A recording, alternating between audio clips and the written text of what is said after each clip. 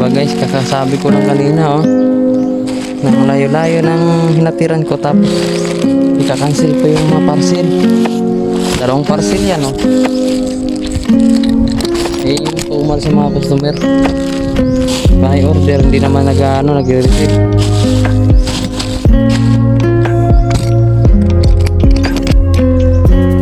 Diba? Pumal. What's up? Panibagong araw na naman tayo. Trabaho na naman guys. So nandito pala ako ngayon sa welcome to Barangay Tudira. So bilang sa Shopee rider guys, medyo mahirap naman. Pero pag matagal ka na, dali na. Kasi talagang buhay, kailangan kumayod. Kumbaga i-enjoy mo na lang yung kahirapan. Parehas naman din tayo may pangarap na parang araw makakahon, diba? So iwasan natin yung pagod, kasi yung pagod, salitang pagod ay papunta na din yan sa katamaran. So tayo may pangarap tayo sa buhay, kahit lang. Kasi ayun naman sa salita ng Panginoon magsikap ka, tutulungan kita, diba? Paano na yung dasal ka, di ka kumikilos. Wala namang bagay maniniwala mo sa himala na kusang babagsak yung grasya, kusang darating yan kung magsisikap ka, magsisipag ka lang.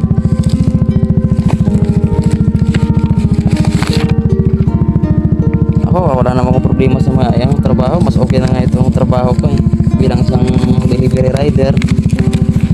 So minsan naman din, hindi naman nakakatamad yung trabaho to. Nakakaumay lang talaga yung mga customer mo. Kasi tignan nyo nito, napakalayong lugar. Ang layo, bukid yan. Tapos may mga balki ka pang dala. Minsan ika-cancel pa ng mga customer, diba? Yun yung mahirap kasi dyan. Ayun yung nakakaumay.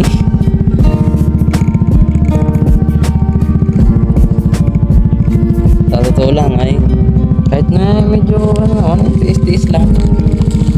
Regular naman din ako sa trabaho to makaka-deliver ka na ng 30, 20, pwede ka na umuwi pag ng oras. Hindi naman kagaya sa ibang mga rider na ibang kumpanya na bawal mo ibalik yung kailangan ibalik mo yung parcel mo, kailangan meron kang reason doon, may picture ka, dapat i-screenshot mo yung mga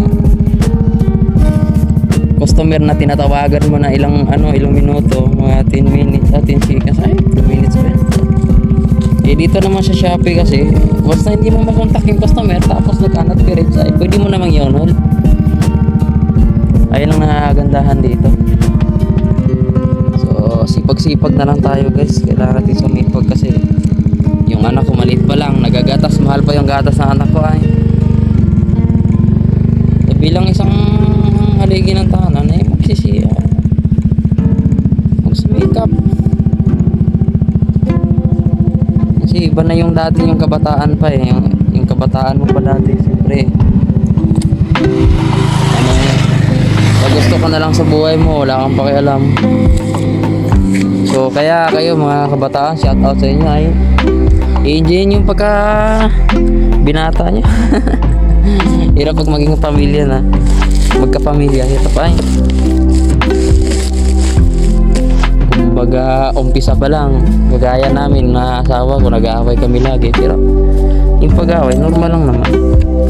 Pero hindi ako nananakit ng asawa ko hindi ako tipong nananakit ng babae. Love So ayan na guys, tatawagan ko muna to, deliver ko lang. Bye bye.